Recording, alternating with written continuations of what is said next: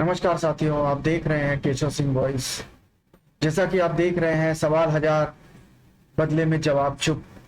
और मेरी जो टैग लाइन है हमेशा की तरह, questioning the government is a crime.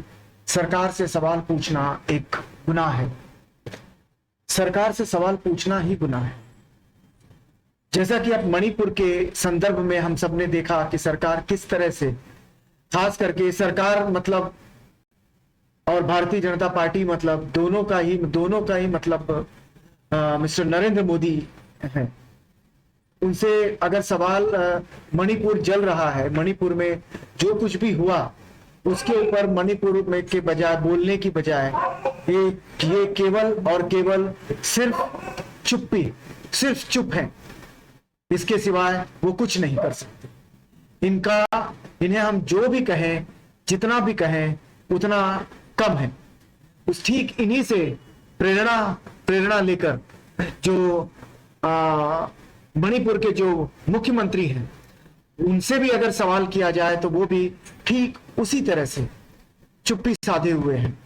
एक पत्रकार है टाइम्स नाउ की, जिन्होंने सवाल उनसे पूछा, 18 सवाल पूछे। 18 सवाल के जवाब में उनका जो जवाब था वो सिर्फ और सिर्फ चुप्पी था। देखिए, ये भी एक पत्रकारिता है। जिस तरह की पत्रकारिता इन्होंने की और हमने जो देखी है वो अपने आप में काबिले तारीफ है।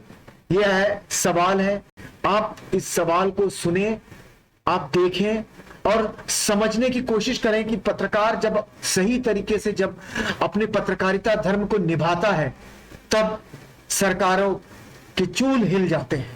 तो सुनिए और देखिए।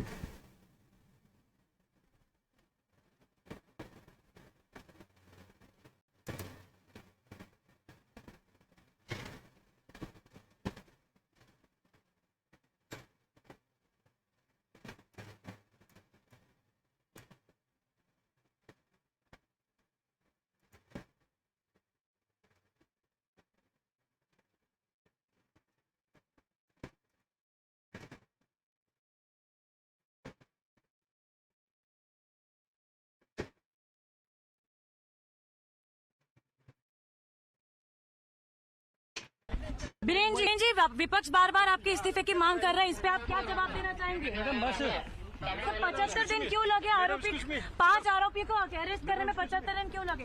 फिर हम हमारा काम कर रहे हैं, प्लीज वेट। सर पूरा देश जो है वो जवाब जानना चाहता है, इस पर आप क्या कहना चाहेंगे? बीरेन जी आगे आइए। So this is Chief Minister of Manipur, Mr. Biren Singh. We will try to ask a few questions to him again. So how would you respond to the opposition raising again and again questions for the?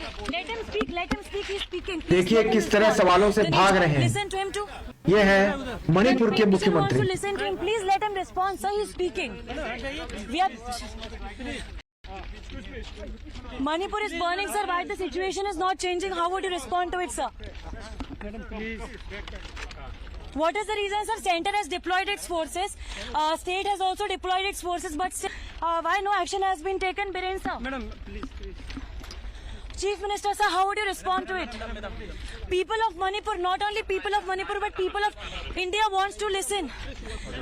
ये times now channel की पत्रकार है। So this was the Chief Minister of Manipur. We had tried to ask several questions to him, starting from why is he not responding?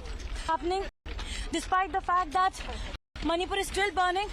Let us ask that why the authorities are saying that normal. Sir, do you think normalcy has returned in the state of Manipur? Do you think it's returning into normalcy?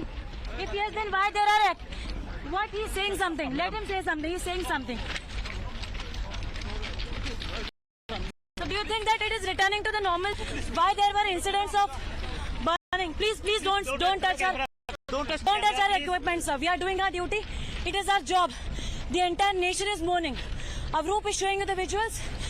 देखिए पूरा देश आज गमगीन है। मणिपुर में जितनी भी घटनाएं, हादसे हो रहे हैं, उसको लेकर सिर्फ मणिपुर ही बल्कि पूरा देश आज सवाल उठा रहा है।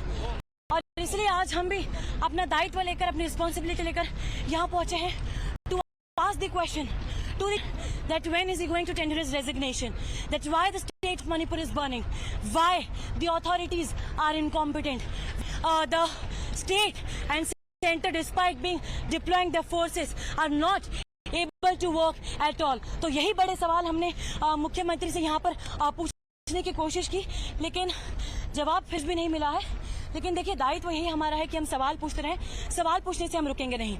वीडियो जर्नलिस्ट अवरूप के साथ मणिपुर से टाइम्स नेटवर्क के लिए Tejashri Purandare. So you sponsor of the Manipur Chief Minister Tejshri, who spoke to him, joins us live on the broadcast. Tejshri, kudos to you for asking those tough questions. The Chief Minister was in no mood to take these questions, but these are the tough questions that are facing him. The entire nation is outraged. There are calls from the opposition seeking his resignation, but he even refuses to answer these questions.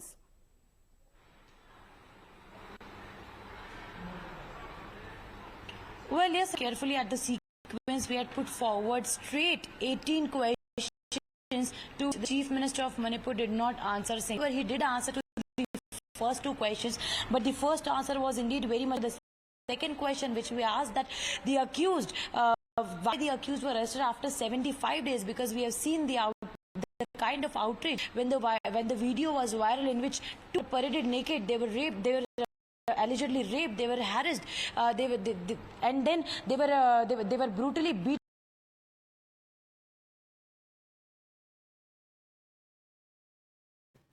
देखा आपने कि किस तरह से सवालों से ये भागते हैं, भारतीय जनता पार्टी के लीडर भागते हैं, सरकार भागती है, या यूं कहें सत्ता भागती है।